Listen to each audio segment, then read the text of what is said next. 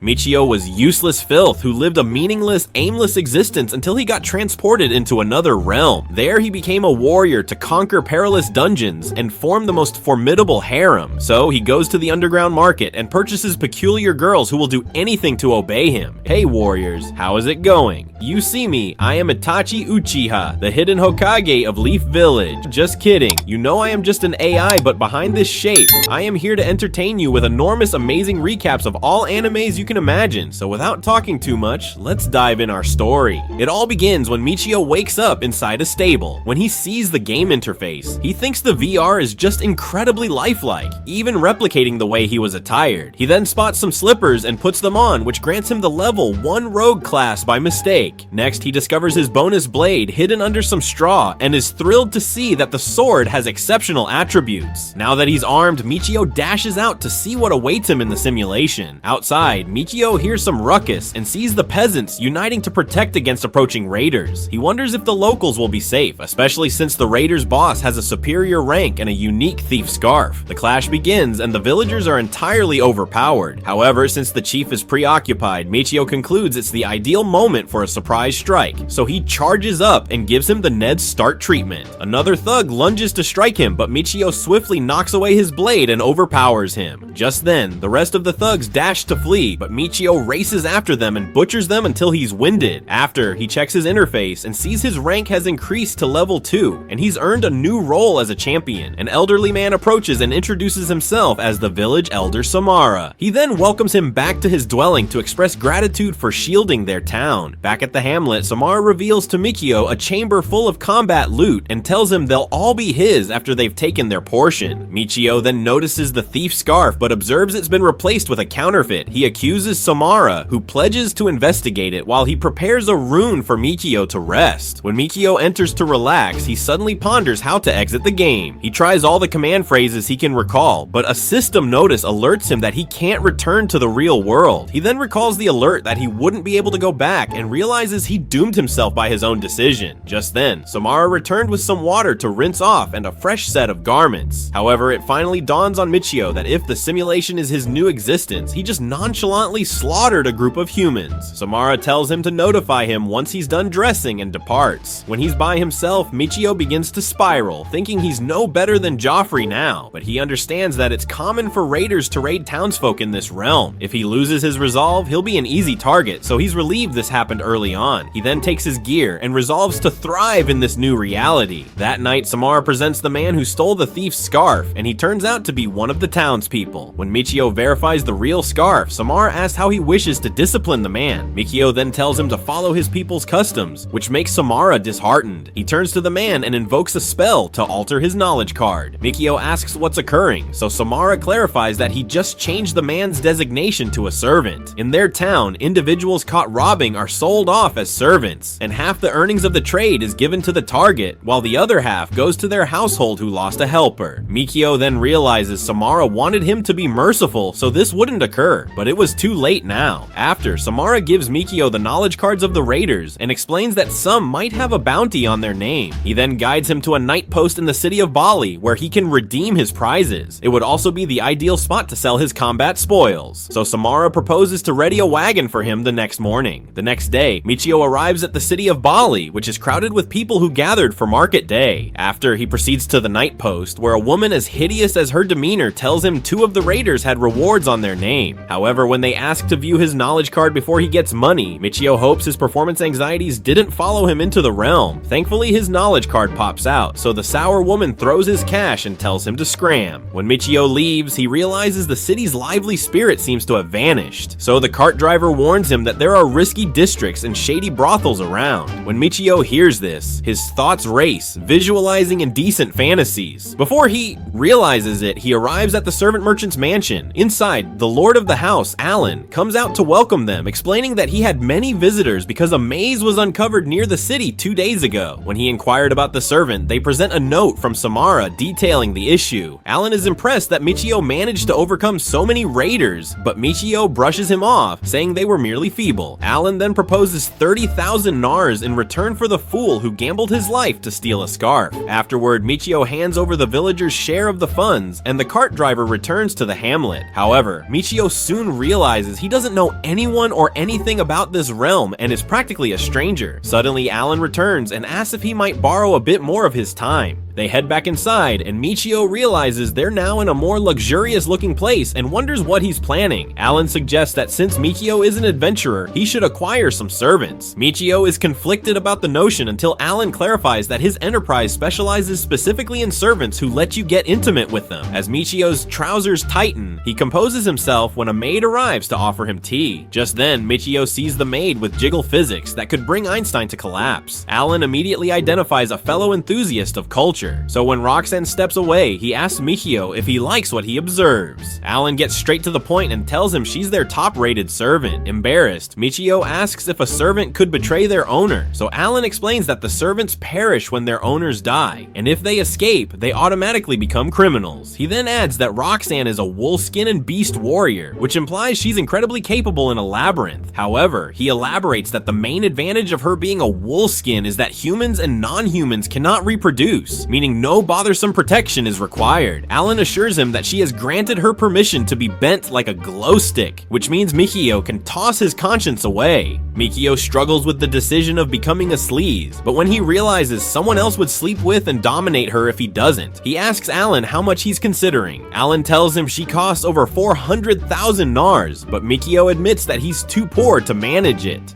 When Alan sees him out, Michio lays eyes on Roxanne again, so Alan whispers like a tempter, telling him he can wait 5 days for him to gather the funds. He then tells Roxanne that Michio has taken an interest in her, so she thanks him for his attention. When Alan departs the trading estate, he resolves to do whatever is necessary to obtain Roxanne. After, Michio heads to a diner where he counts all the currency he has and realizes he's 70,000 nars short. He then remembers Alan's suggestion to earn cash by heading to the labyrinth that emerged 2 days earlier.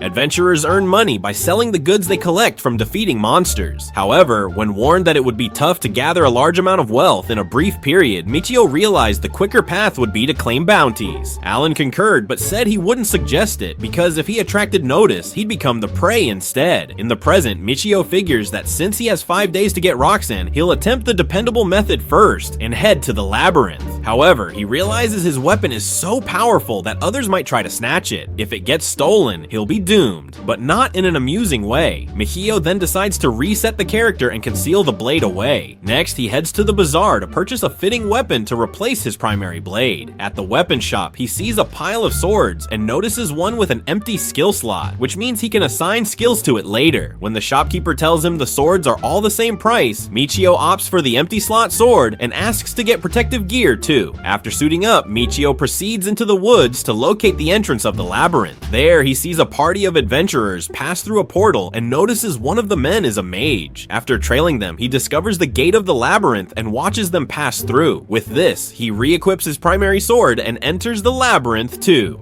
Michio lands on the first level of the labyrinth, which is dimly lit and surprisingly orderly. He then checks his status and sees he's now a level 1 explorer with new abilities. Michio realizes that if he earned the thief status by stealing slippers, he must have become an explorer by entering the labyrinth. He then observes the hero status and selects it as his secondary role, then explorer as his tertiary. Next, he tests the dungeon walk, and when he steps through, he ends up in the room he was previously in. However, when he tries to exit, it doesn't succeed, and he realizes he can only utilize it within the labyrinth. When he attempts to return to his prior location and is denied, he understands the destinations are restricted in the labyrinth too. As he moves forward, he complains how much the ordeal sucks when he notices I Am Groot approaching. Michio then opts to test his strength against it and is amazed when he defeats it in one blow, thinking it must be due to his massive weapon. He then spots a branch left behind by the creature and saves it for later. Before long, another beast approaches, which reminds Michio that his hero role also had a skill titled Overwhelming. When he triggers it, the creature's actions slow down, but when he prepares to strike it, he suddenly loses the drive to battle and would rather wrap himself in Roxanne's embrace. Suddenly, the creature lunges, but Michio manages to overcome it. Then he realizes he felt the same desire to be a slacker after using Dungeon Walk earlier. He deduces that draining his MP by using spells dampens him. However, thanks to his sword's MP absorption, he was able to stabilize. He then opts to refrain from using spells until he gains more MP. That night, Michio goes to a guild to trade the branches, but this only earns him 273 nars. When he gets back to the inn, he realizes each branch is worth 10 nars, which means even if he worked 10 hours, he'd only make 1,000 nars, which isn't sufficient to get Roxen.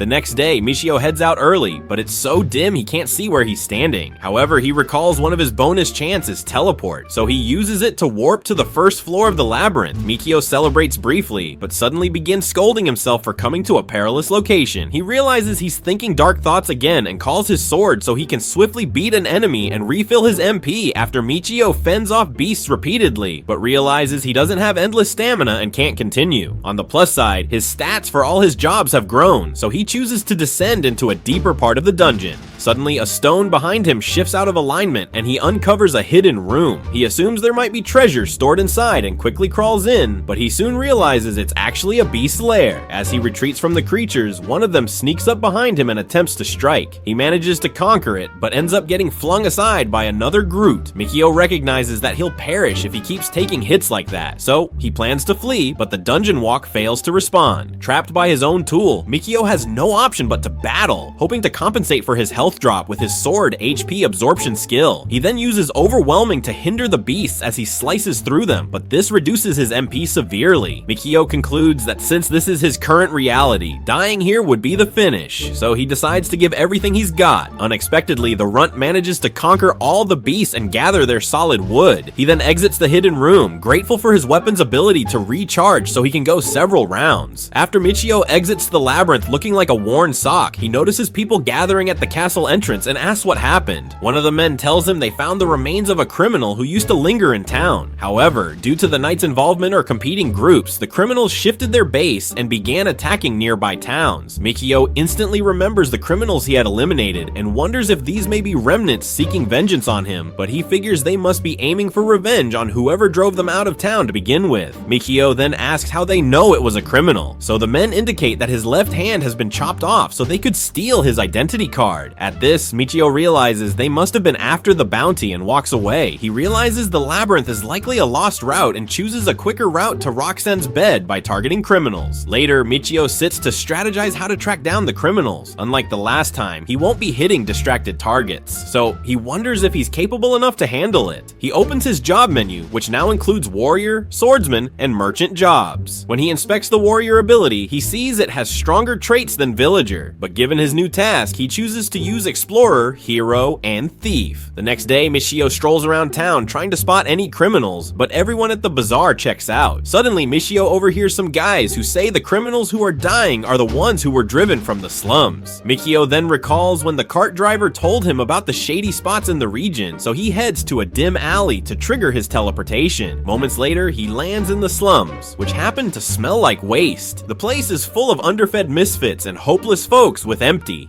pockets just like yours. But he doesn't see any criminals. When the stench of the slums nearly makes him lose his breakfast, Michio activates teleportation and bolts for his life. Back at the inn, Michio cleans up and realizes he no longer feels gloomy from multiple uses of the teleport. He concludes it's because of the levels he earned from the creature battle, which means he should be ready to face any criminal. That night, Michio cloaks up and hands his key to the innkeeper, who then offers him a lantern. Outside, Michio was glad he borrowed a light source, even if it only lights up the area near his feet. He then uses identification to examine the people standing around, but they all turn out to be townsfolk who are probably deceiving their partners. Michio is about to quit when he sees the pink glow of depravity and realizes it's the street with the brothel. As Michio strolls through the street, he dodges the actual street hoses that appear like the ones on your screen when you visit a shady site. Just then, he spots a follicle-resistant muscular guy chatting up one of the workers and discovers he's a criminal. The man departs and Michio trails him toward the slums. When they arrive, he finds a gang of other outlaws and assumes it must be their hideout. He teleports closer to the group and hears one of them mention Ugo. Michio then recalls that the thug he decapitated was named Ugo, which means the man is either one of the criminals that was driven out of town or a companion of Ugo. By the next morning, Michio learns that the shops in the red light zone shut early, after which the bandits come out to roam. They seem to have their own crews and zones, and they avoid dealing with one another entirely. As Michio stared at the criminal from the night prior, he figured that must be his domain, so if he targeted his crew, the other teams wouldn't raise a fuss. When Michio gets back to the inn, the host praises him for working hard and gives him some food for free. As they converse, the keeper says that the tales of a power dispute between the thugs that reside in the slums is all nonsense. He explains that after a leadership contest, the defeated group was expelled from town, but the ones who were found slain were the group who won the leadership conflict and remained in town. So whoever is hunting them is merely making it seem like it was the doing of the exiled group. That night, Michio lies in bed, daydreaming about visiting Roxanne's dairy shop while his left hand travels to his southern hemisphere. The next night, Michio gets ready to head out with the rogue's bandana and his blade. He returns to the slums, and this time he walks up to the guard and shows him the thief's bandana. Then he offers him 1 gold coin in return for knowledge about Ugo. The man states that Ugo was already gone, but when Michio asks for more details, the man tells him to wait outside. When he steps in, Michio notices where his companions must be hidden and takes note. When the man returns, he informs Michio that his boss is sleeping and advises him to wait till he gets up, so he invites him inside to chat. When they reach a chamber, the man notices Michio's dull sword and confidently lets him enter. Inside, he asks to confirm if the bandana is a true rogue's bandana, so Michio tries to bring it out when the criminal suddenly strikes. After failing, the thug discloses that Ugo was originally supposed to take over the leadership, but was expelled by the rival groups. The man then tells Michio not to try escaping as he intends to take the bandana for himself and pawn it. However, Michio reveals that it was his strategy all along and drops the bandana onto the candle. When the room dims, Michio drives his sword into the bandit and finishes him. He then removes his hand to access his data card. Next, Michio creeps into the room with the companions and sees they're all robbers. There, he covers the head of a bandit and slashes his throat swiftly so he doesn't awaken, then severs his hand. However, when he decapitates the next target, he makes a sound that alerts a female bandit, so he takes her out from the flank. The last remaining outlaw grabs a blade and begins slashing, so Michio teleports out of the room to wait for him to dash for assistance. When the door opens, he pierces the big guy and chops off his hand, but when he hears a stir outside, he assumes the others must have caught on. He opts to fall back with the 3 hands and teleports to the maze. In the labyrinth, Michio reflects on what a scumbag he is, but figures it must be the MP Drain speaking. When he leaves the maze, he begins collecting the data cards, but is plagued by the images of the criminals he dispatched. However, Michio persuades himself that the laws are different in this realm and that he has no alternative. Later in his room, Michio fears that if he keeps redeeming rewards one after another, he might draw the eyes of the knights. But if he travels to another town to redeem it, it might raise suspicions that he left town to collect the prize. Irritated, Michio opts to focus on Roxanne instead and dozes off. The next morning, Michio waits at the night station till he spots the knight that was present when he claimed his initial bounty. He tells the knight he was ambushed by criminals, but managed to beat them.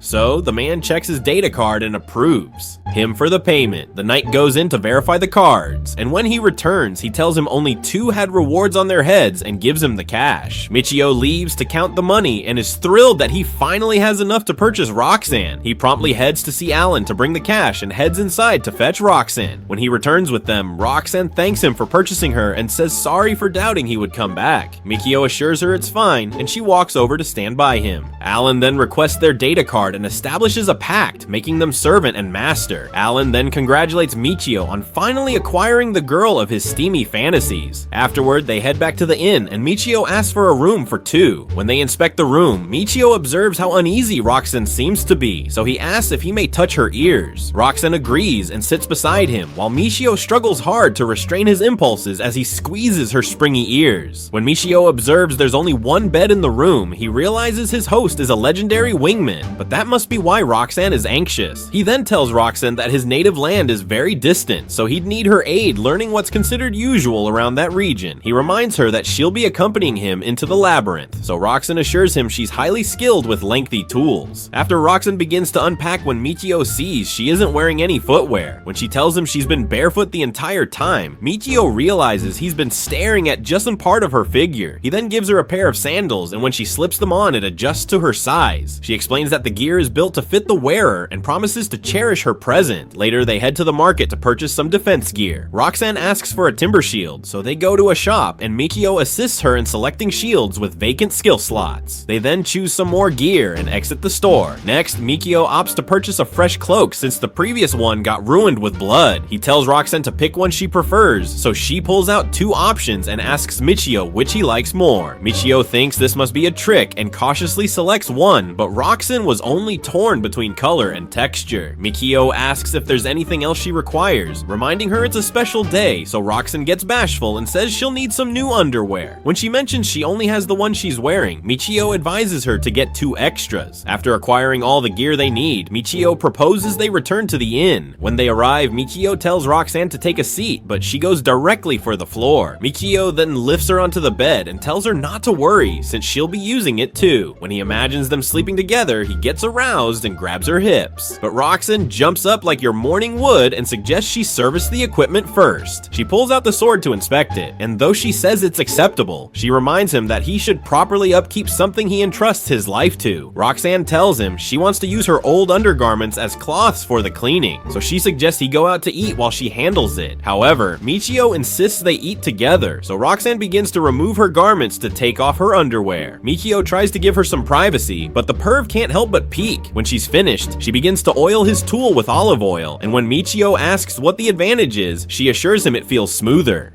Just then, the host brings up heated bathwater for 2, so Michio tries to hide his thrill, as he knows some clothes are coming off. Roxanne begins scrubbing his back, while Michio attempts to make small talk to ease her nerves. When she's done, Michio tells her it's her turn, so Roxanne takes off her top, and Michio nearly has a heart failure when he sees the size of her launch-ready assets. Michio begins with her back, but when he can't resist anymore, he strikes her front lines. Then he goes back to being pure when he offers to wash her hair. When she returns the gesture, the view of her mountain peaks almost drives him insane, so he plans to escalate things.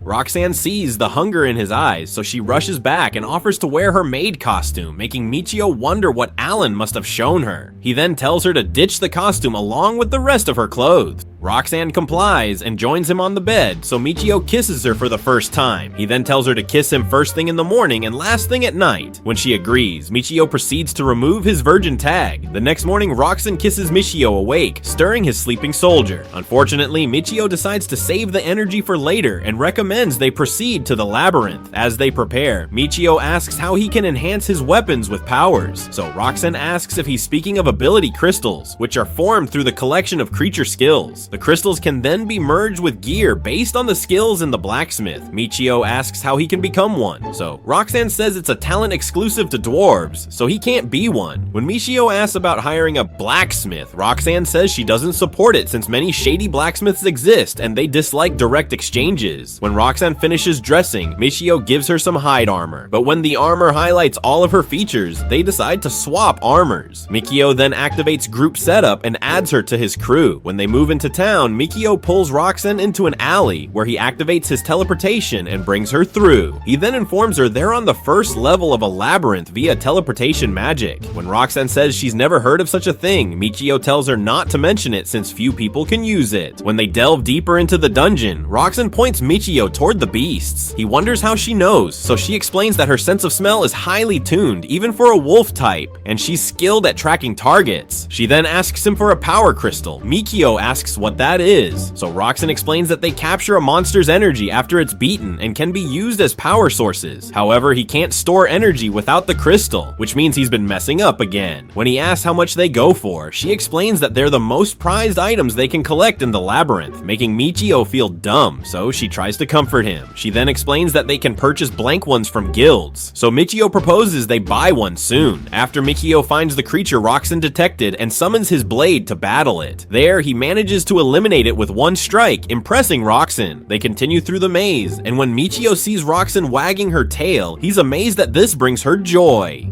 Later, they return to the lodge with sacks packed with twigs. So, Michio informs her it's due to her strength being so remarkable. Roxanne discloses that in her prior group, nobody considered her suggestions and only had her battle subtly from behind. But Michio is unlike them. Michio states her strength is too immense to waste, then instructs her to take a seat next to him. He mentions she doesn't require permission to sit and reassures her he won't pounce on her just because she's nearby. When Roxanne mentions she doesn't care, he embraces her and inquires if he can savor her ears. When she rejects the notion, he compromises by fiddling with them like air bubbles, and Roxanne confesses it feels pleasant. Michio asks Roxanne if they have toasted seaweed-wrapped rice cakes, which is a dish from his birthplace, but Roxanne has no clue what he means. She then states some folks raise fish along the shore, but that's not exactly what he envisioned. Just then, she questions if he'll be heading back to his homeland, so Michio responds he won't be, meaning she's stuck with him.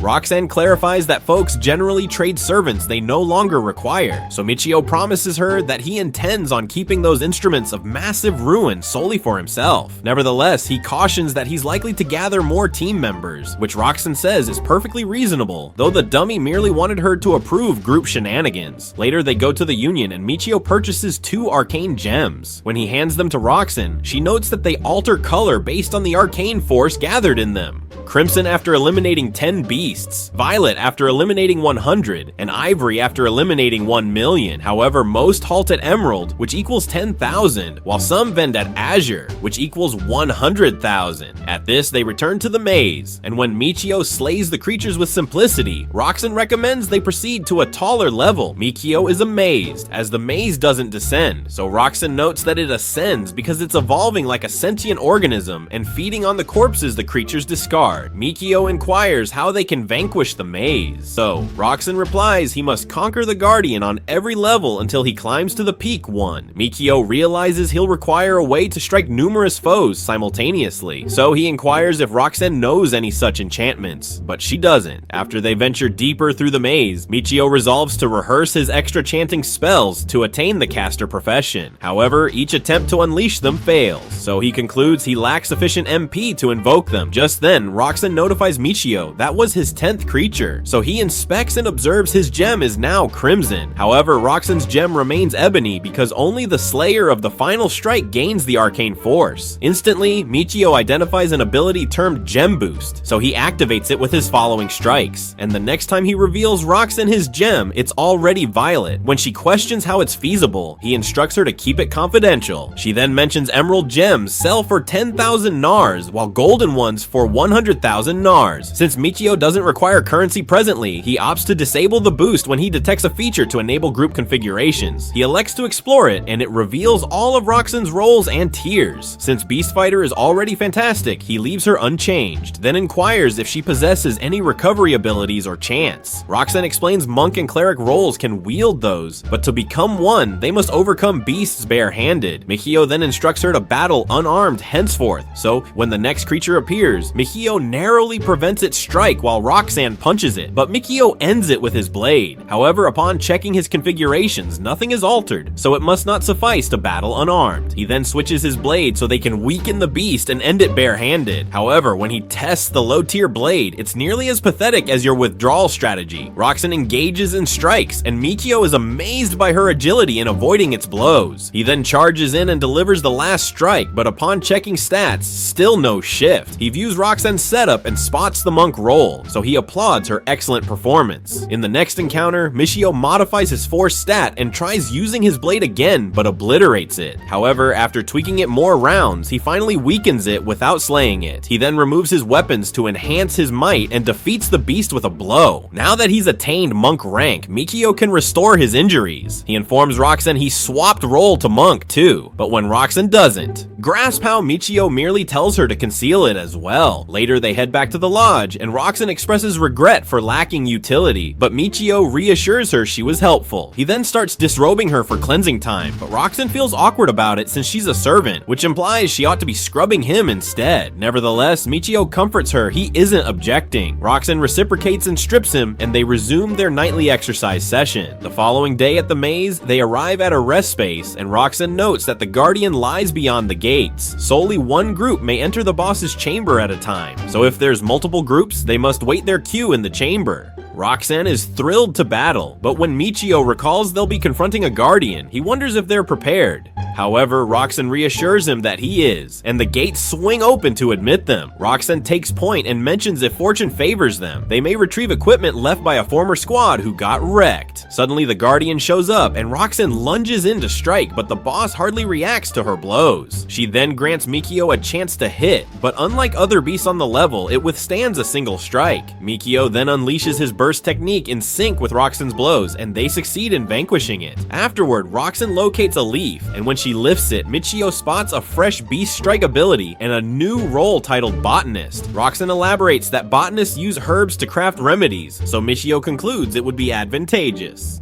But when he inquires about her beast strike ability, she clarifies that she's unable to use it because she cannot recite the correct chant. She mentions that casting chants exposes them to danger, so it's smarter for a novice like her to avoid relying on abilities. Next, they proceed to the second floor, which appears similar to the first floor. Michio proposes they return to the first floor and confront the boss again, aiming to obtain the herbalist role too. He then retraces his steps through the door they exited from, but is startled to find himself outside the labyrinth. Abruptly, he recalls Roxanne's note about the waiting room and realizes how foolish he must seem, so he attempts to recover by pretending it was merely a trial. Later, they revisit the boss chamber and Michio feels calm this time. However, when the boss begins activating a magic emblem, he dashes forward to interrupt it, but nearly gets struck in the face. Roxanne rushes to his rescue and restrains the creature, while Michio slips behind it and eliminates it. After Roxanne inquires how the magic emblem vanished, Michio explains that it's another trick of his blade. Next, Michio retrieves the leaf and secures the herbalist role, so he converts the leaf into capsules. When he sees their antidote capsules, he realizes he never considered that beasts could envenom him. Later, they head to the guild where they purchase more capsules to counteract toxins. After paying in total, Michio notes there's still time and recommends they go back into the labyrinth. They arrive on the second floor and spot a level 2 needle beast along with a grotesque caterpillar. Michio targets the walking shrub but eliminates it once again in a single strike while Roxanne handles the caterpillar. Once it's distracted, Michio strikes from the rear and obliterates it, which leaves behind a filament. As they progress, Michio asks if there will be 3 creatures on the third floor as well, but Roxanne responds that only occurs from the 4th floor, then groups of 4 on the 8th floor. Up ahead, they encounter 2 caterpillars, so Michio charges in to attack before they're alerted. After finishing his caterpillar, Roxanne shouts as the second one triggers a magic emblem. However, Michio reacts too late and gets ensnared by filaments as it lunges to strike. Michio halts it with its limbs and slices through it, causing the filaments to dissolve too. After, Michio recommends they prioritize the caterpillars from now on since they're troublesome. Later, Michio and Roxanne stroll through town as Michio ponders what they'd do if they ran into numerous foes. Just then, Michio senses something off and nears Roxanne. He instructs her to discreetly observe the man lurking in the shade and determine what he's eyeing. Roxanne realizes it's the trading shop she once belonged to and wonders what he's doing there, so Michio uses inspect and discovers he's actually a raider. Moments later, they visit Alan and alert him that his firm is under surveillance. However, even though Alan appreciates the heads up, he doesn't appear to take it earnestly. Because of this, Roxanne informs him the observer was a raider, so Alan questions how they discovered that. Michio says he learned some shady stuff while collecting funds for Roxanne, so Alan unveils that the issue is truly tied to Michio. Apparently, the servant Michio sold him was purchased the prior day, but the buyers said they required time to arrange things before collecting him. While Alan conversed with one client, the other whispered something to the servant. He then notes that regular folks have no interest in a rogue's bandana, implying the servant likely had ties to the raiders beforehand. Alan explains that he no longer owns the servant, so he's free to exit his quarters and let the raiders in. Michio asks how he can remain so composed, so Alan assumes it's unlikely that a gang of raiders would storm a trading firm in the town's center, but he also has battle slaves and doesn't plan to be beaten by a band of raiders. At this, Michio tells Roxanne it's time to go since they've done their part, but she tells him about a lady who had been very kind to her during her stay there. When Michio sees she's concerned about her, Michio sits and advises Alan to recruit him as a guard. He claims he doesn't want the servant he sold to cause him any trouble, so Roxanne thanks him for doing this. Alan agrees and promises him 1,000 nars, along with the gear and data cards of any raiders he takes down. Michio agrees, so Alan guides him through a back gate where the Watcher can't see him, and Michio agrees to use it at night too. When they exit, Roxanne apologizes for being self-centered and tells Alan that the man was a raider. So,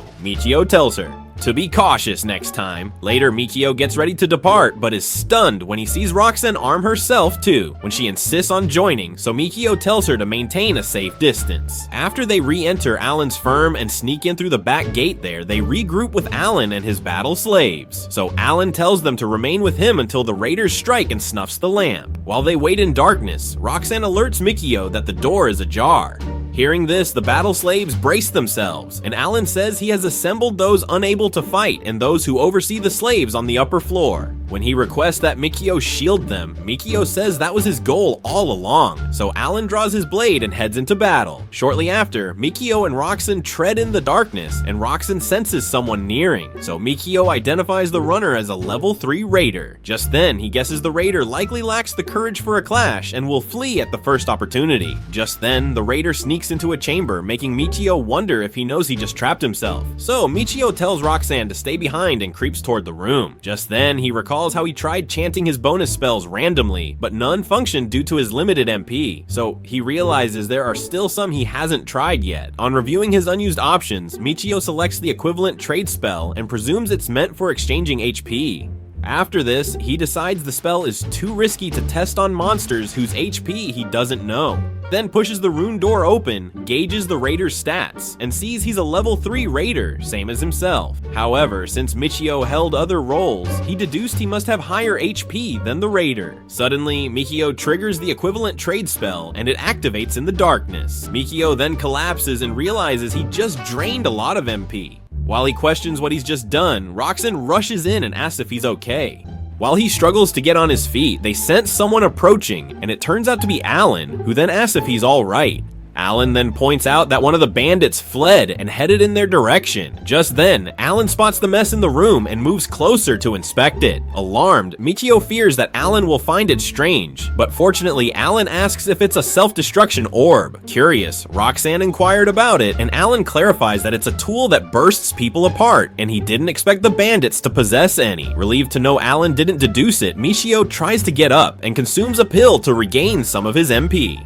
Afterward, Alan appreciates Michio for his support and hands him his compensation as agreed. So, Michio and Roxanne take their leave. On their route home, Michio chooses to return to the labyrinth as swiftly as possible. Just then, he unlocks a portal and they walk into the labyrinth. Suddenly, Michio collapses and realizes the warp would absorb more of his already reduced MP. While he scolds himself for not noticing this earlier, Roxanne rushes to assist, looking worried. However, a few moments later, Michio slashes through some creatures and recovers completely. After this, he reviews his stats and realizes he made the correct decision, casting the equivalent exchange incantation. Because of this, he's now a level 1 mage who can invoke novice tier spells for fire, water, wind, and earth. After mulling it over, Michio questions Roxanne about the types of spells mages use. In response, Roxanne explains that mages invoke spells that injure all enemies, conjure walls, and fire orbs. Entertained by this, Michio considers all the feasible methods to make it effective. Eventually, when he envisions a fireball, a magic circle appears before him. Having decoded how it functions, Michio unleashes a fireball from his hands. Knowing he's an explorer, Roxanne wonders how he's capable of doing that, but Michio urges her to keep it confidential. Shortly after this, another monster appears, and Michio attempts to eliminate it with the fireball incantation. However, the monster continues moving despite the blaze. Witnessing this, Michio assumes his attack strength will rise as he levels up. Suddenly, he dashes toward the monster and finishes it off with his blade. Just then, the monster vanishes, leaving a twig behind. However, Michio is more eager to explore his new abilities, so he crafts a firewall and realizes it's possibly for protection. After this, he attempts to determine the proper spell for a group target strike. After numerous tries with no outcome, Michio realizes he's drained MP and nothing transpired. He then suspects it's because there are no foes nearby, so he decides that they should proceed to the second floor. When they arrive, they notice 2 monsters approaching, and Michio thinks it's a chance to test his magic, so he invokes a firestorm, which obliterates the monsters in one strike. After this, Michio decides to mainly employ magic in battles because he wants to safeguard Roxanne since she serves him well with her qualities, which are as gentle as her demeanor.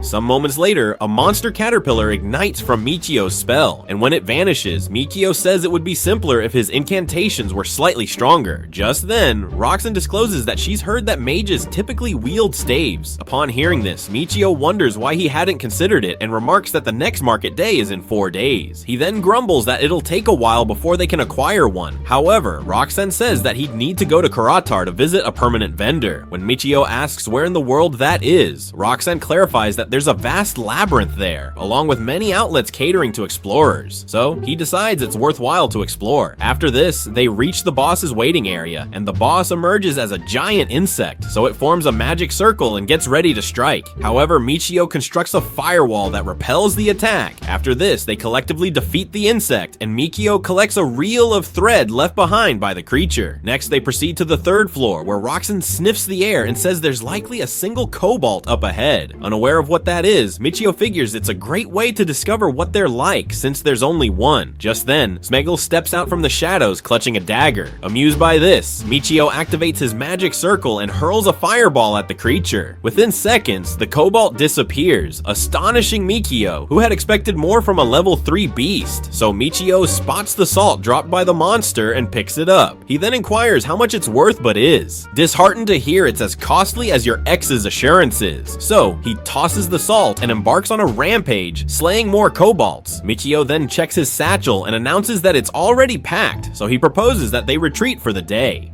Roxanne then questions his level, and he states he's a level 20 explorer. Hearing this, Roxanne panics, but he instructs her to keep it encrypted as usual. Later, at the guild to collect the day's pay, he hears someone promoting a one-way trip to the Imperial City. When Michio marvels at this, Roxanne clarifies that the woman uses her field walk to shorten journeys that usually span days in exchange for payment. Amused by this, Michio says he would have gone to Kuritar, but he has no errands in the Imperial City. Roxanne then informs him that both cities are adjacent, piquing Mikio's interest. So Mikio proposes that they travel, but Roxanne says she'll wait for his return since the cost is per individual. So Michio approaches the woman, thinking if he goes there solo, they'll later be able to teleport there freely using the warp. After this, he queries the woman about the trip fee, and she requests a silver coin. The woman then opens a portal, and they arrive on the other side, where Michio is impressed by the magnitude of the Adventurers Guild. However, he asks the woman to transport him to Kuritar, and she agrees. When they arrive on the opposite side, Michio thanks the woman and teleports through a wall back to Bali. Shortly after, Roxanne greets him back, but he collapses into her embrace as he expended more MP than anticipated and tells her that they can now access Kuritar anytime. Sometime later, in the town of Kuritar, Roxanne and Michio explore. While Michio becomes fascinated by the stalls, Roxanne directs him to the labyrinth. On arrival, they witness numerous explorers waiting while others pay to access the labyrinth. Just then, Roxanne whispers in his ear that they could enter by teleporting without paying the charge.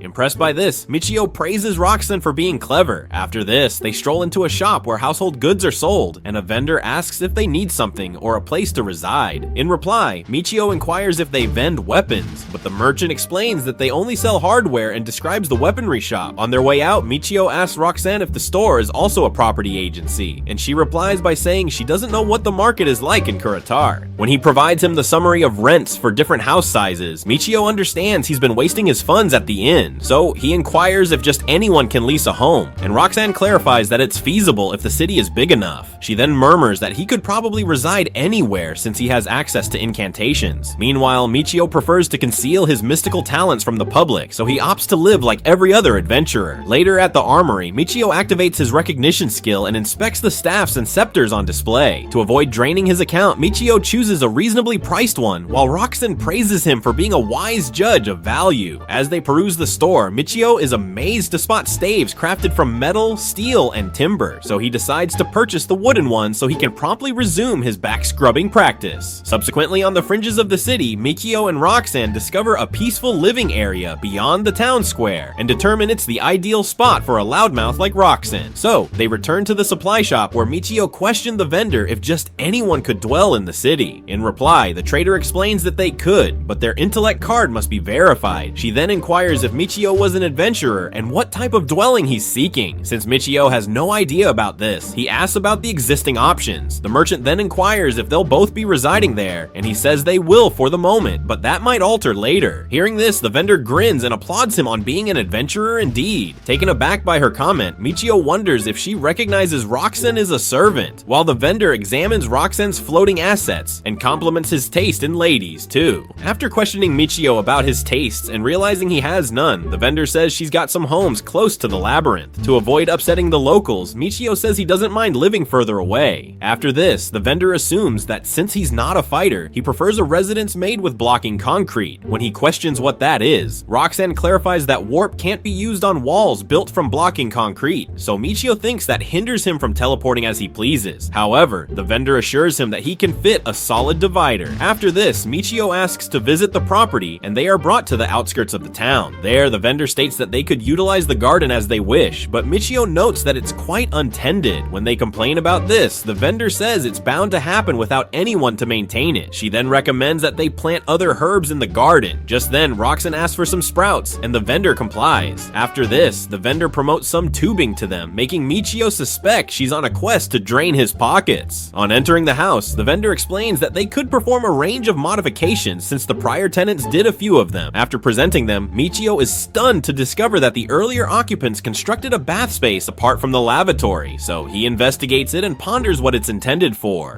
While Roxanne and the vendor discuss the cooking area, Michio declares that he'd like to check the upper level, so he inspects the chambers and finds the one with the perfect view and size for his midnight exercise routines. He then attempts to teleport to the next room and confirms it works, so when he gets back to the lower level, the vendor asks him for impressions, and he says it's all fine. When they exit the home, the vendor offers the home for 45,000 NARS, and Michio agrees to lease the home. Afterwards, Michio clears the intellect card screening and signs the lease.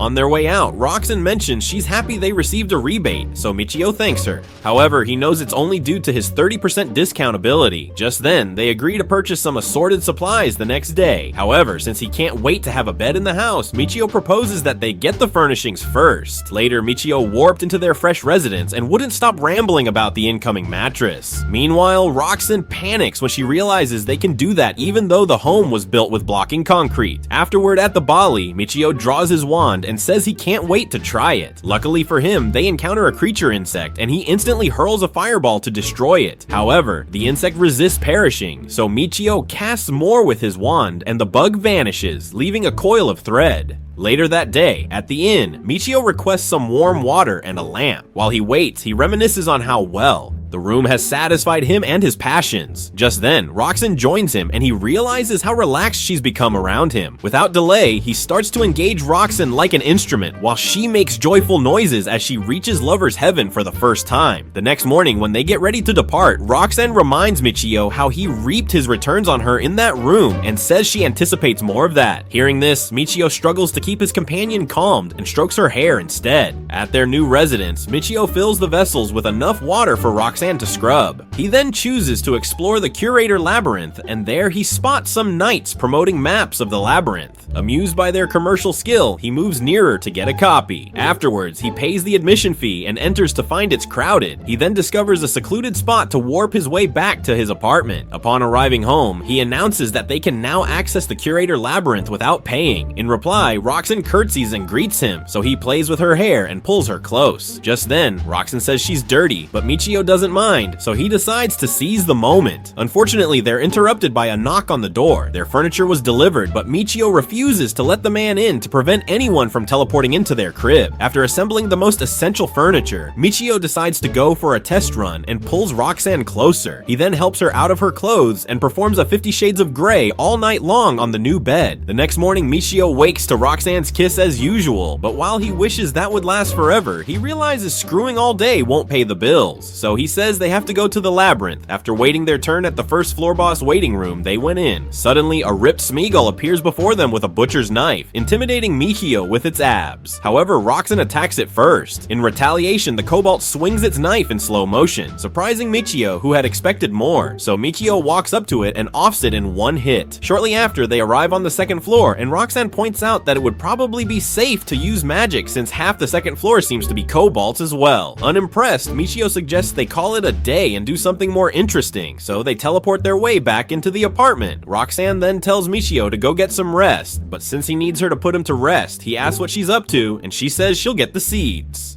Now, interested, Michio says he'll go with her and suggests they do some gardening after they eat. Afterwards, they head to town, and the merchant welcomes them. She then leaves to get the seeds, while Michio checks out the hose on sale and asks if they'll be needing one. However, Roxanne says he doesn't need a hose since he already has one. Shortly after, the merchant arrives with the seeds, and while she explains what they are to Roxanne, Michio decides to save Roxanne's hands for better things by getting a hoe. Afterwards, they return to the yard, and Michio suggests that they till the entire area. When Roxanne offers to help, he asks her to sharpen some scraps he'd like to build a fence with, so they get to work, and before long, their new garden is up and running. While Michio sits, admiring their work, Roxanne shows up with a change of clothes and offers to do the laundry. So while Michio changes, Roxanne chimes in that they could use a tub for the laundry. Inspired by this, Michio heads to the curator Cooper and requests a laundry tub. When handed one, he spots a bigger one and asks if that's the biggest for sale. In response, the man says he makes bigger ones on special order in a functional bathtub as well. Michio then says he'd like something broader than his arm span. While the man asks him how deep he wants it, Michio gets lost in Fantasy Island, imagining what stunts he could pull with Roxanne in the bathtub. Determined to fulfill his fantasies, Michio asks how much it costs and is told it's around 2,000 NARS. Later, Michio and his favorite sidekick go to work for the money to fund his wet dreams and find a cobalt flower left behind by the third-floor boss. While he wonders what it is, Roxanne explains that it's a mill grain that tastes better than the flour sold in town. Just when they decide to move to the 4th floor, Roxanne's stomach beeps of hunger, and Michio suggests that they have dinner instead. Afterwards, Michio whips up dinner and tastes it while Roxanne asks him what it is. In reply, Michio says it's white cream stew and asks if she's ever had it. Roxanne then says she's never heard of it, so Michio serves it and Roxanne gets a taste. Suddenly she freaks out, saying it's thick and tasty, while Michio's brain runs in a loop, seeing her with his cream in her mouth. Just then, he tells her there's more where it came from. So Roxanne thanks him for his cream and promises to put in more effort the next day. Hearing this, Michio figures his bathtub will soon be delivered and he'll get to put in more than just effort. Later, at the labyrinth, Michio and Roxanne face off with a monster lamb, and then it occurs to Michio that he only thinks he's fearless, because Roxanne fights without complaining and seems happy doing it. Just then, Roxanne tells Michio that the lamb isn't as scary as it looks, so Michio charges towards it. However, the lamb casts a spell that fixates Michio to a spot, surprising him. He then wonders if Roxanne was attacked too, but she escapes being crushed by the beast. Just then, Michio decides his safety is secondary to his fun dolls and charges toward the beast, which is now interested in Roxanne. So Michio heals Roxanne while slashing the lamb repeatedly with his rush. Seeing this, Roxanne joins in the slash fest and Michio eventually lands the final hit. After ensuring Roxanne is okay, Michio asks about what happened and Roxanne explains that he was put to sleep for a while. Just then, he realizes the beep sheep skill either puts people to sleep or knocks them out when it sounds the alarm. After blaming himself for slacking on that one, Michio apologizes to Roxanne and asks her to tell him if she's still damaged since he can't afford to lose her.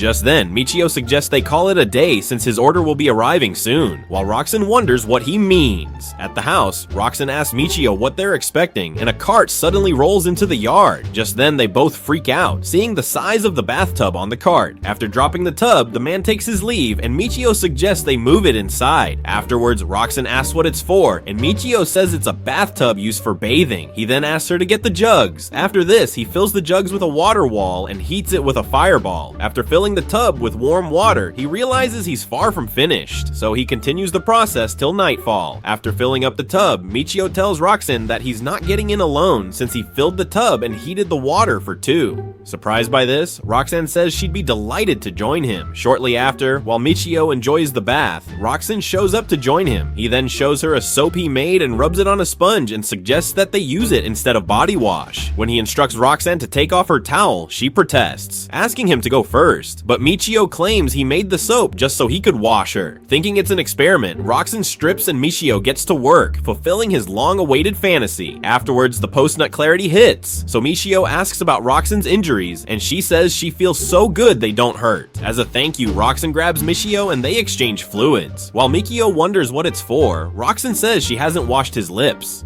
Later that night, Michio realizes he can't keep endangering his pleasure bunny, so he opts to recruit more frontline warriors. Later on the labyrinth's 7th level, Michio casts a fireball and sears a rabbit. While Roxanne praises him, Michio walks to retrieve the rabbit hide left behind, and Roxanne notes that they've gathered a few of those. After he expresses gratitude, they proceed to the Imperial City, where Roxanne explains that since the guild pays mere peanuts for the hides, clothing boutiques will purchase them at a premium. When Michio inquires why, Roxanne clarifies that jackets crafted from rabbit hide serve as excellent winter apparel and are favored by aristocratic women. After this, Michio waits solo on a corner for Roxanne, who then arrives and states the shop will buy the hides if they have no less than 100. So they return to the labyrinth and Roxanne spots another rabbit hopping toward them. Michio then extends his wand and suppresses his guilt before searing the adorable bunny. Afterward, Roxanne sniffs the breeze and guides Michio toward their next target. Moments later, they reach the 7th floor's boss chamber and the door swings open. So they step inside and a rapid rabbit suddenly materializes before them. Just as Michio admires the rabbit for being cute, it shrieks and dashes like Barry Allen. When it leaps at Roxanne, she blocks it with her shield and hurls it away. Impressive, Michio. Just then, the rabbit sets its sights on Michio, but he slows it down effortlessly and cleaves through it. After this, they spot the rabbit meat left behind, and Michio says they can enjoy it for lunch. However, Roxanne proposes they try a schema roast. Sometime later at Michio's home, Roxanne hosts a budget Gordon Ramsay session. After this, the schema roast is complete and Michio takes the first bite. Delighted by its flavor, he suggests that they collect more rabbit meat while gathering hides. So they return to the labyrinth and hunt more rabbits. Just then, Roxanne remarks that the boss chambers have a head. Upon arriving at the waiting room, they discover a duo and are surprised to find a lone guy. In a conversation with the man, he reveals he's been saving to form a party. Hearing this, Michio realizes the man resembles his past self. The man then shares that he's been delving into the 7th level for over 2 years, and his explorer rank has improved, so he wants to capitalize on it to level up. Michio then wishes him good fortune, and the man walks in, claiming luck is finally on his side. Not long after, the door opens and they step in to find the boss already waiting.